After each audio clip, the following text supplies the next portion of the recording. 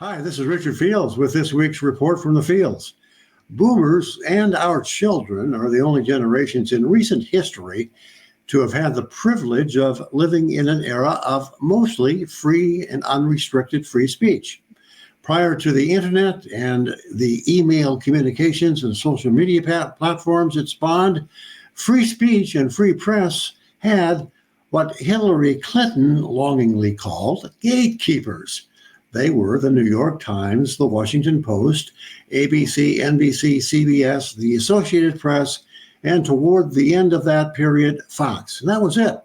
They controlled the dissemination of, quote, news, unquote. And in order to get news unfiltered by the gatekeepers, one had to subscribe to small circulation magazines, financial newsletters, and things like that.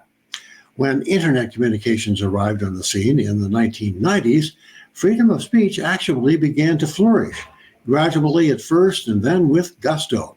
Facebook, LinkedIn, and Twitter were largely uncensored and unfiltered. Anyone with a camera on their computer or on their phone could become a self-styled expert on something or other on YouTube.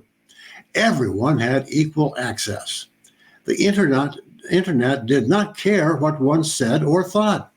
They were happy to sell advertising clicks on anything and everything.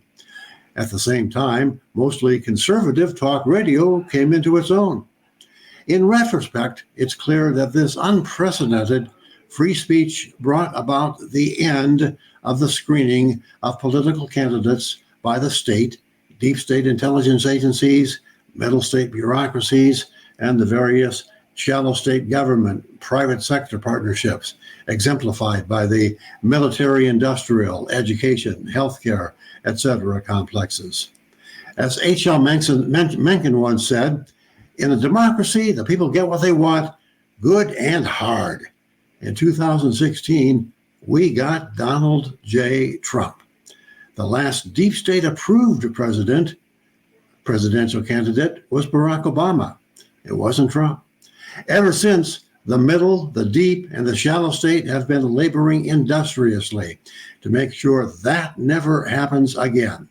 The social media companies have all, except X under Elon Musk, been strong-armed into amplifying only state-approved narratives. The strong-arm technique is extortion, pure and simple, as in, that sure is a profitable social media site you have there. You sure wouldn't want to lose it, would you? The implicit threats include crippling regulations up to and including getting rid of Section 230, which shields social media companies from liability stemming from inflammatory and libelous claims their users might post. The final two nails in the coffin are the Supreme Court's dismissal of Murphy versus Missouri because of lack of standing, and the appointment of retired U.S. General, Director of National Security Agency, and Chief of the Central Security Service, Paul Nakasone, to the board of OpenAI, as well as to its Safety and Security Committee.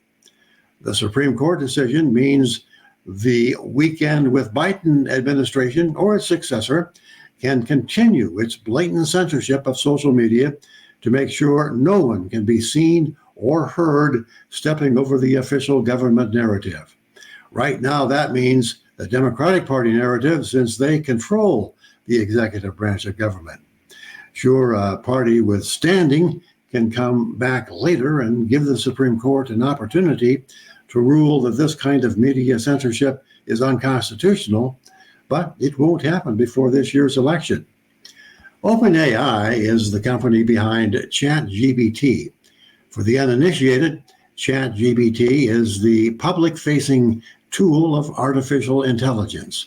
In highly simplified terms, when given a prompt or a question, ChatGPT or other AI services will scour the publicly available information stored in the cloud to come up with a response to a prompt or answer to a question. It's called artificial intelligence, but it's really just a summary of groupthink.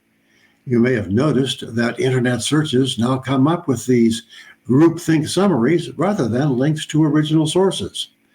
An unrepentant deep state cretin is now a gatekeeper on whatever gets onto the cloud, or at least what ChatGPT can draw from the cloud. You can bet that there will not be a trace of anything that contradicts the deep state narrative. So get ready to say goodbye to anything approaching objectivity when you do an internet search. We're back to the era of Walter Cronkite when it comes to freedom of speech and freedom of the press. And that's the way it is. I'm Richard Fields, and that's this week's Report from the Fields.